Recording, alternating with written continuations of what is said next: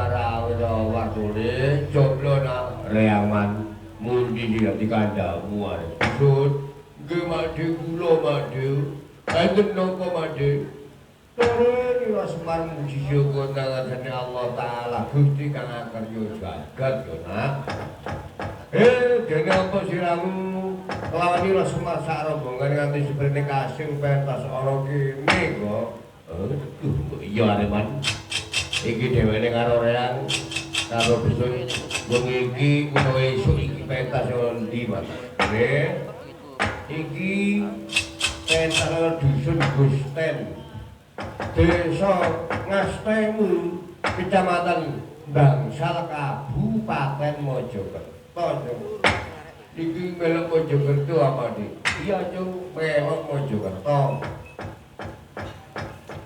adek suk mben iku tanggal 7 melok Jombang tanggal 7 ya pentas iya nak iki tanggal 7 pentas ana dusun Sido Kampir Desa Buduk Sidoarjo Sumombito Jombang terus tanggal 8 pindah ana dusun Cangkring Malang Desa Carangrejo Kecamatan Sumombito Kabupaten Jombang Kecamatan Kesamben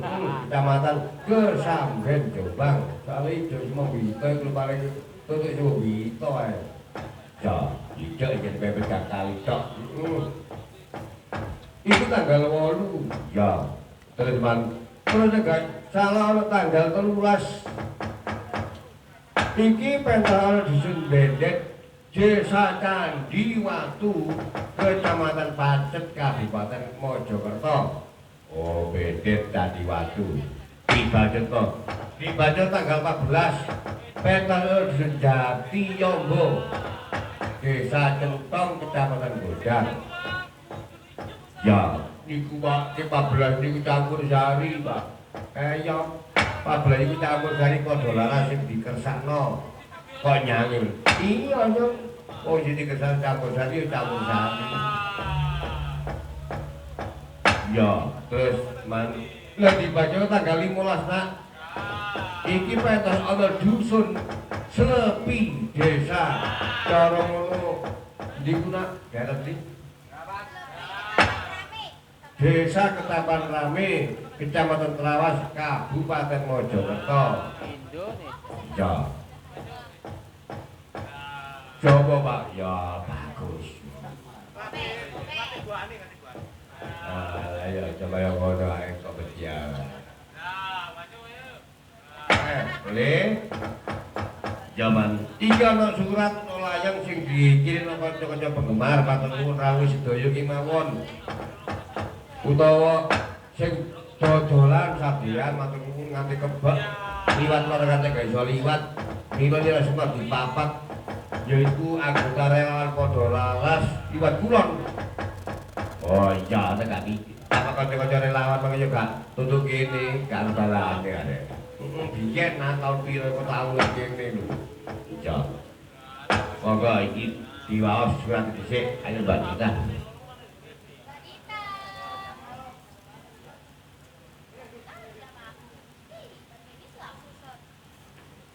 Assalamualaikum warahmatullahi wabarakatuh. Selamat nanti pindah. Pulau Miki Laila. Suka bidalu bapak ki jalan Roma Widodo. Pulau Raja Bening Gondang Mojokerto. Saking Pulau Pasuwadi. Sawiadi salah jeneng. Sukosari Bangsal Nyuwun Gede setunggal nonton wayang matur sukanun grup penggemar Modolares Glanto anak jelepe man bodong Assalamualaikum Assalamualaikum warahmatullahi wabarakatuh. Bapak kira maki dodo kula cak seri saking kutha Porong Bangsal. Badhe nyuwun gending setunggal apa ya?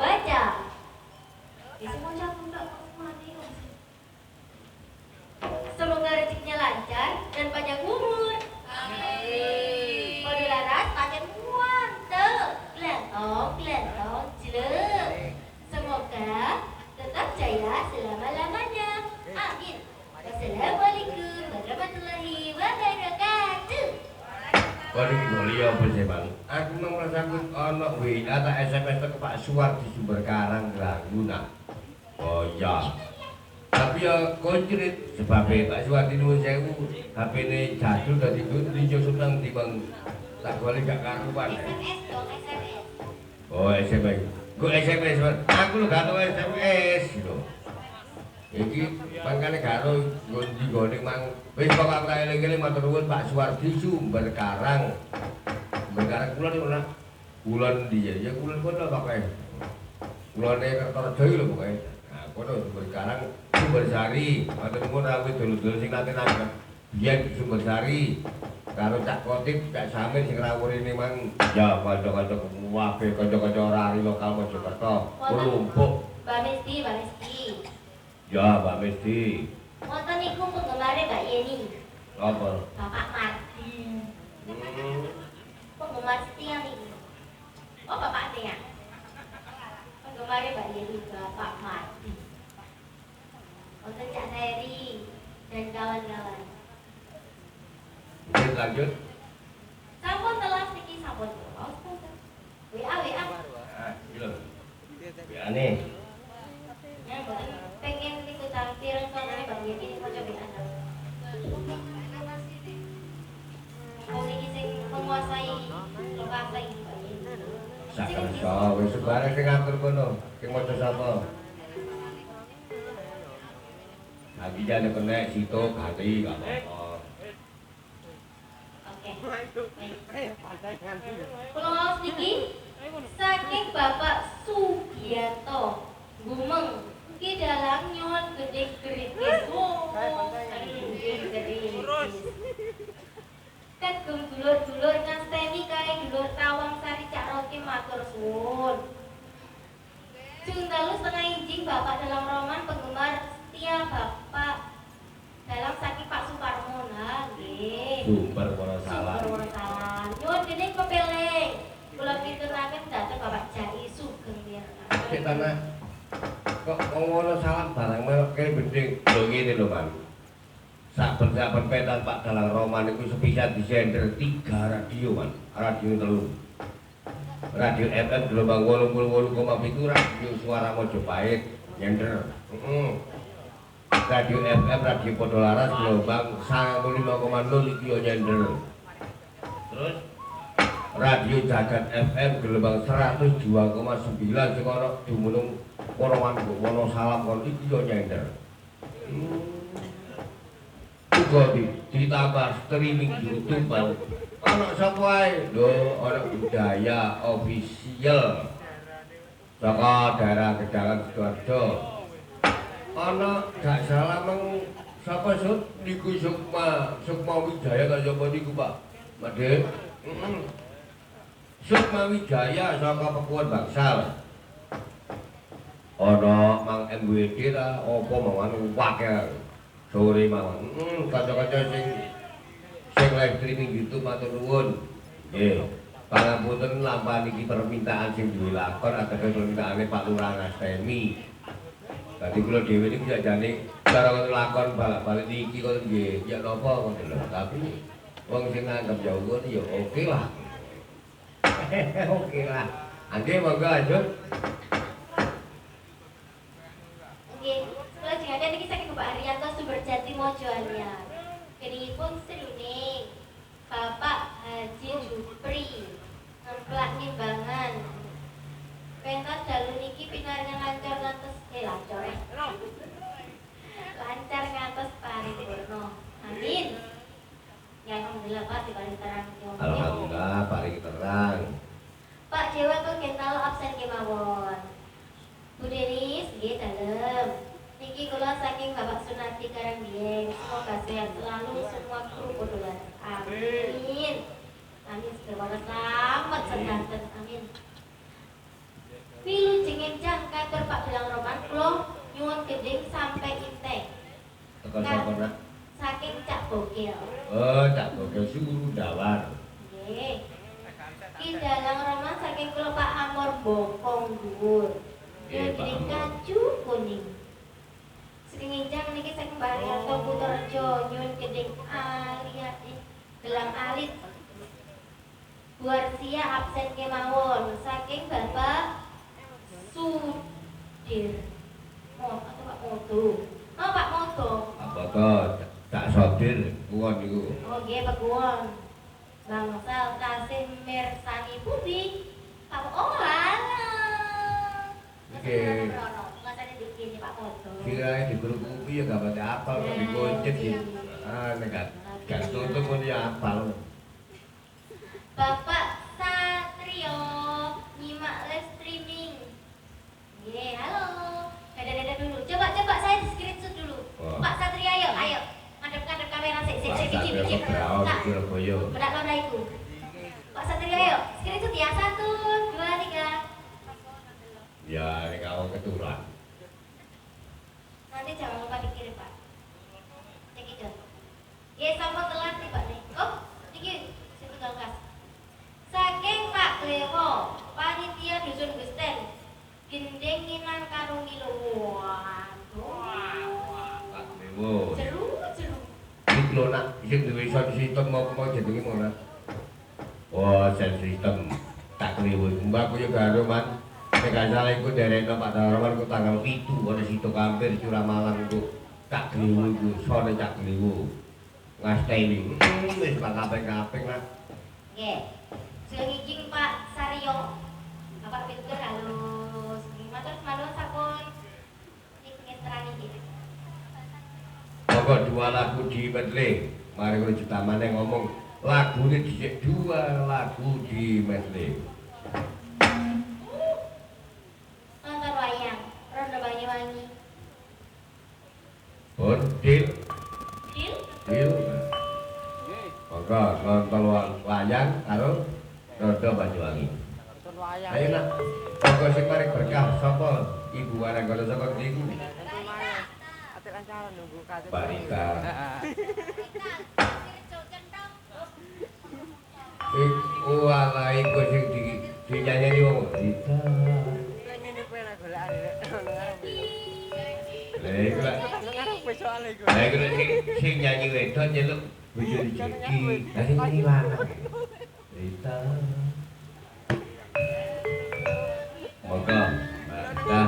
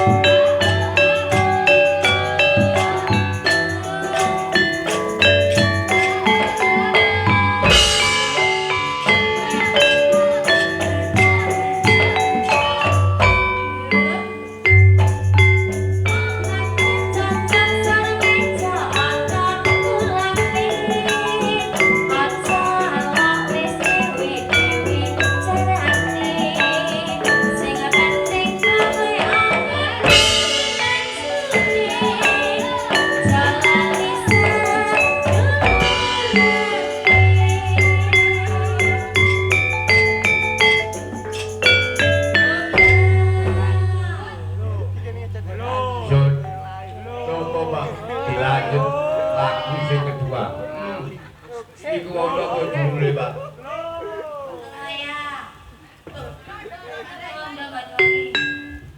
Rondo Banyuwangi.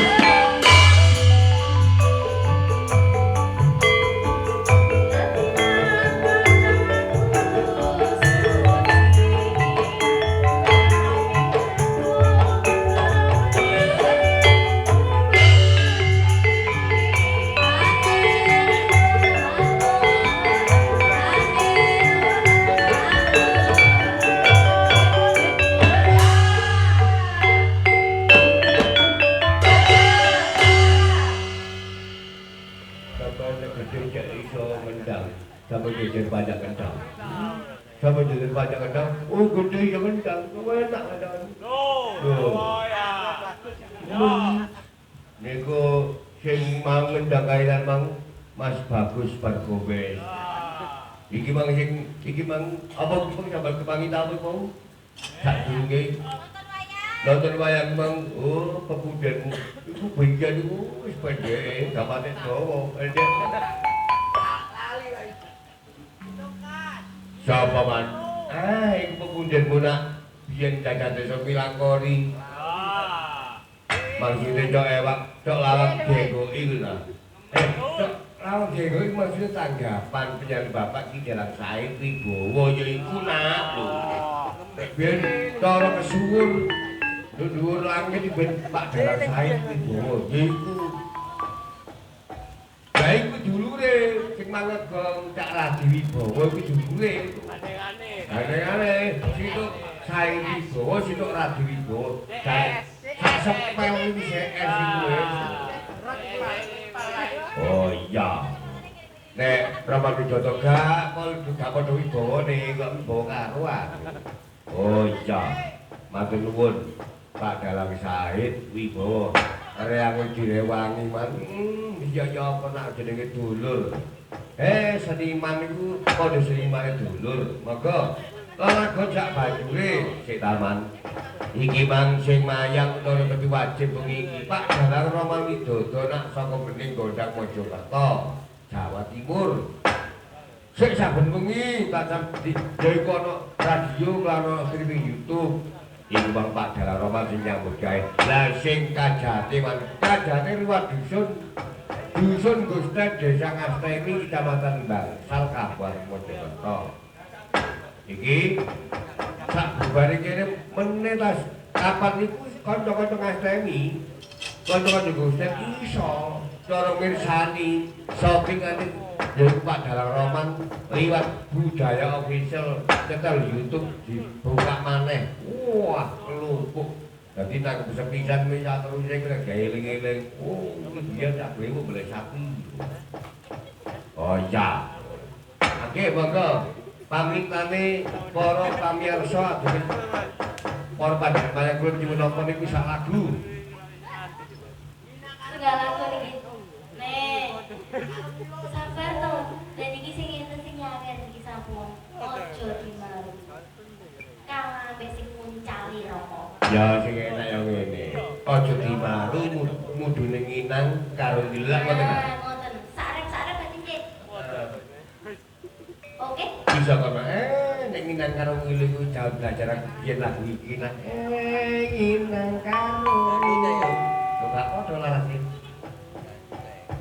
Allah larase gak padha iku kok ngono lah bahasa wong-wong nggih monggo dimaru mandhape nginang karo ngile dados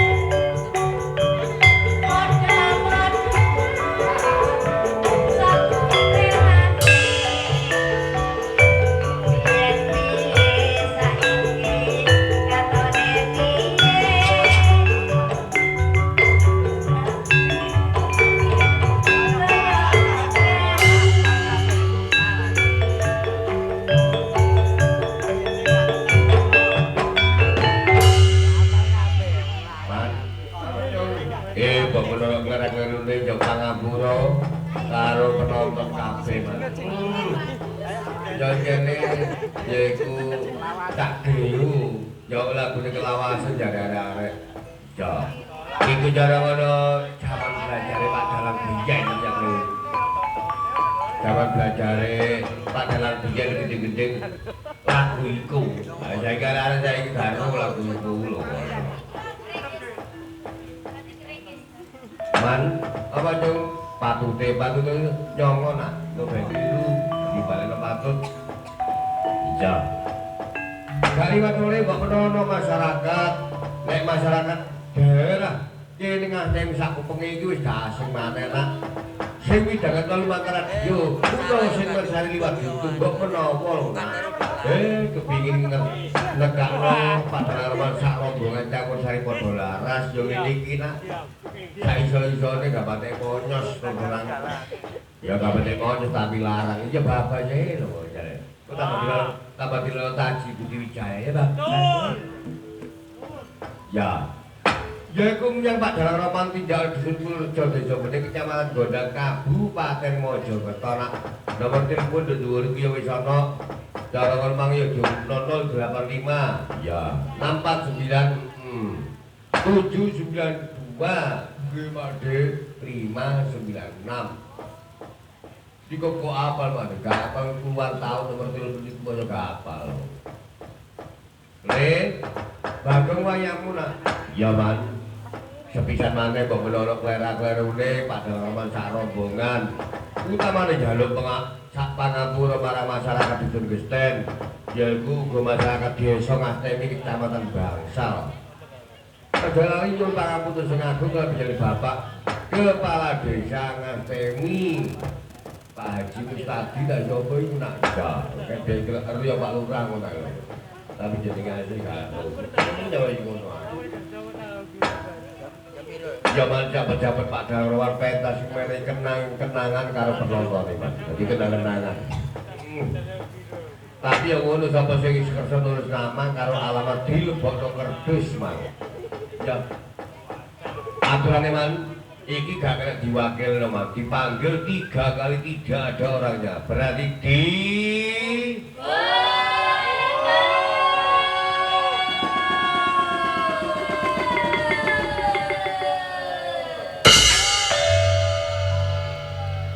Man, apa sing ngendang mang sapa, Man? Bapak Said Wibowo. Loh, ya, tapi sing cara sing tak aturi njogo undian itu Pak Said sapa? Cak Radi Wibowo. Loh. Monggo, sedikit mana, Dok? Jambong. Gentong, tuntung.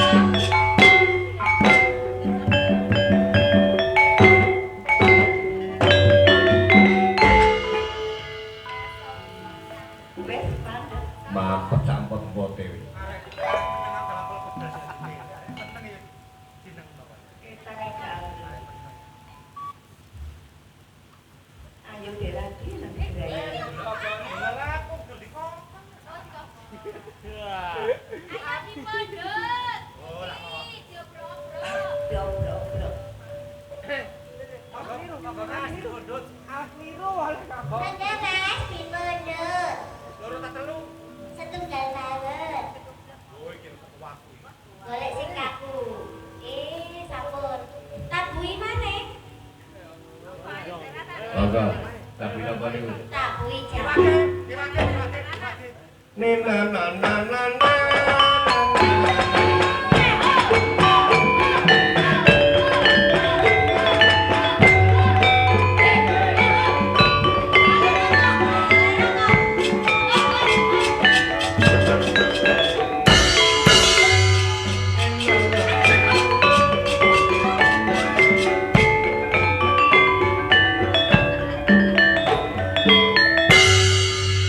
Anak burung oleh mari.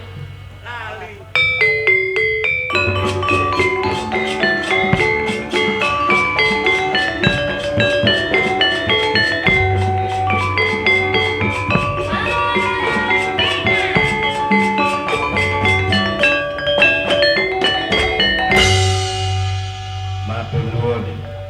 Budaya ana maneh Bapak Baktiar Alfi Jano. Wonten mari niki. Kusuma Wijaya. Sukma Wijaya. Sukma Wijaya. Wis mau. Atur sebanun. Jangan lupa like, comment, dan subscribe ya, Bo. Nggih, sing live iki sampe tutul iki niku. Oke. Loncengnya jangan lupa dibunyikan. Terima kasih Bapak Satria sudah screenshot kita. Ayo Mbak diwaca sampai ini. Ini real dan tidak ada settingan ya. Diambil langsung dari tangan Bapak Radi Wibowo. Ingkang angsal nggih menika. Bukan Ada. Ingkang angsal nggih menika tidak jawabannya. Inilah dia Bapak.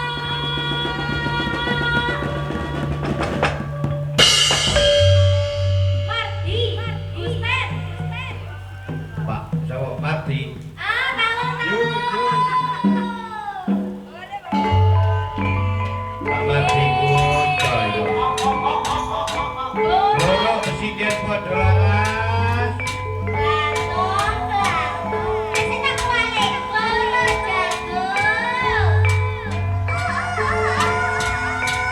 Presiden partai. Paslon presiden padha laras.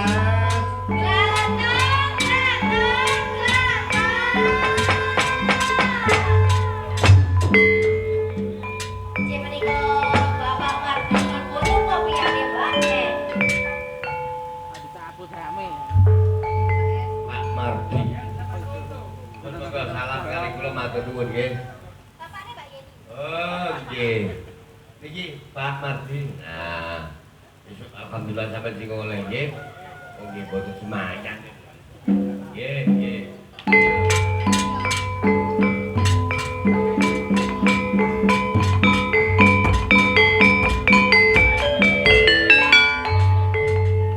Dong, reang Mak. Tibae apa nak? Mbok ganggu kaya dhewene man. Lah reang atur lawe ndara Pandhawa rene yang kita kabeh sini kene tibae ana Ndara Kresna sing gak nrimakno Mak. Ndara Kresna gak nrimakno. Reang diajar kaya jeneng ngajar aja kaya ana alun-alun man wis gak karo-karo. Nggih. Nang ayo padha tata siaga nak. Jane ya lumrah mengkono ana negara liya, mengkono ana raja liya sing serik kelawan Ira Semar. Gawe Ira Semar iki kaya dene ora nyukupi dunyane ganjarane kanggo bangun kelurahan Klapis sing dipeni kaya kene. Saiki tak bangun mencara kaya kene iku ora ngerti menawa karang Ira Semar bangun iku tanpa tapak, tanpa tindak. Mung tak relake aku sendakep kowe bloko dadi sing kaya ngene. Kowe ayo padha metu nang ana. Mbok menawa tamu sing bakal mlebu ae padha. Lho iku darahmu diketakno. Ya mas aku tak derekno Areman.